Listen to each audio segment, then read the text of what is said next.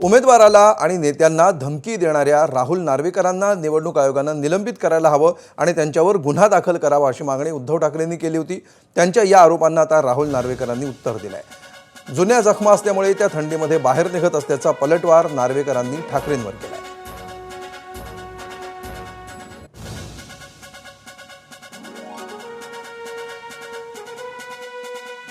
राहुल नार्वेकर, मी मुद्दामून नावानिशी बोलतो कारण विधानसभा अध्यक्ष हे विधानसभेत असतात, त्यांचा अधिकार हा सभागृहात असतो। सभागृहाच्या बाहेर ते राहुल नार्वेकर आहेत आणि तिथले आमदार आहेत।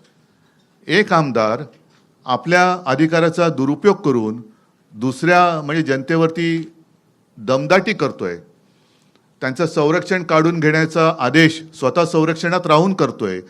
माझं तर मत आहे हा विषय गांभीर्याने निवडणूक आयोगाने घ्यायला पाहिजे आणि तत्काळ अध्यक्षांना निलंबित केलं पाहिजे।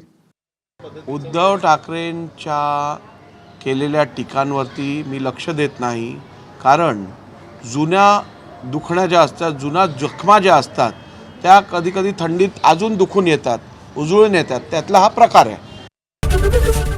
एबीपी माझा, उघडा डोळे बघा नीट।